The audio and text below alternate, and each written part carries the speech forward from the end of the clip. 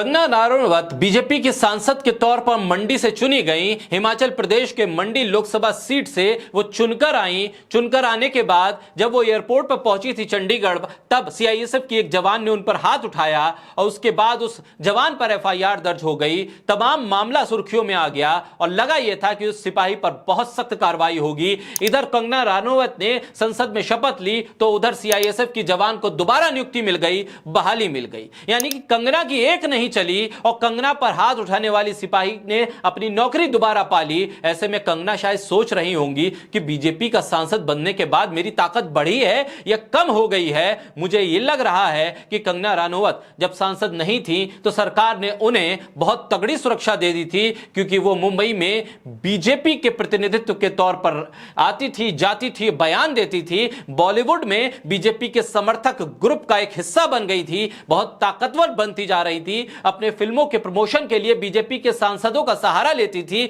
BJP की सरकारों का सहारा लेती थी। खुद को रानी लक्ष्मीबाई के तौर पर प्रेजेंट करते हुए बीजेपी के मुख्यमंत्री उनके गुणगान करते थे। ऐसे में हुआ क्या कि कंगना पर हाथ उठाने वाली सिपाही बहाल हो गए।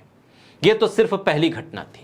अब जो हुआ संसद के भीतर उसका जिक्र कर देते हैं। संसद में कंगना रनौत सत्ताधारी पक्ष की तरफ बैठी हुई थी, काफी बीच वाली बेंच पर बैठी हुई थी, क्योंकि नई नई चुनकर आई थी।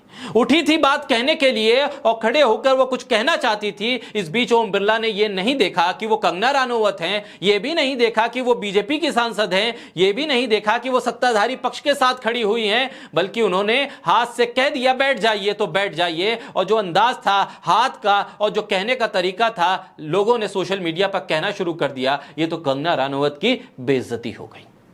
संसद के भीतर बेइज्जती हो गई। जिस संसद में वो आई थी ये समझकर कि बीजेपी की सत्ताधारी पार्टी की वो सांसद बन के आ रही हैं, तो उनकी आवभगत होगी। फिल्म स्टार हैं तो आवभगत होगी, लोग लाइन लगाकर खड़े होंगे, उनको पहले प्रेफरेंस मिलेगा, उनको बोलने के लिए आजादी मिलेगी। क्योंकि वो जब सांसद नहीं थी, जो चाहे जब चाहे जैसे चाहे बयान दे देती थी, उसका कोई भी मतलब हो या ना हो, उनका बयान जरूर आ जाता था। मीडिया भी उस पर चर्चा करता था, बीजेपी के नेता सांसद सब उनका बैकअप करते थे और कहते थे कि बहुत बढ़िया बोली है कंगना। लेकिन संसद में जब बोलने खड़ी हुई तो ओम बिरला ने कह दिया बैठ जाइए तो बैठ जाइए। एक साथ कंगना रनौत के साथ ये कई घटनाएं होने लगी। एक तरफ सीआईएसएफ के उस जवान को दोबारा बहाली मिल गई, तो दूसरी तरफ कंगना रनौत को संसद के भीतर ऐसी बेइज्जती का सामना करना पड़ा कि सत्ताधारी पार्टी की सांसद होने के बाद भी उन्हें बोलने नहीं दिया गया। और उसके बाद जब वो बैठी तो उनके चेहरे पर जब कैमरे का फोकस गया तो बता रहा था कि वो कितनी निराश हो गई हैं, कितनी वो मायूस हो गई हैं, कितनी परेशान हो गई हैं। क्योंकि जैसा व्यवहार हुआ ऐसा अंदाजा उनको नहीं था।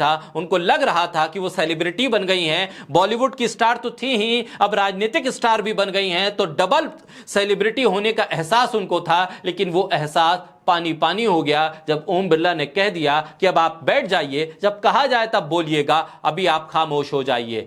ये तमाम दृश्य कैमरे में कैद हुए और सोशल मीडिया पर इस पर बात हो रही है कि आखिर कंगना की ऐसी भयंकर बेइज्जती क्यों हो गई। पहले दिन ही, पहली बार में ही कंगना की ऐसी बेइज्जती, शायद इसका एहसास उनको कभी नहीं था।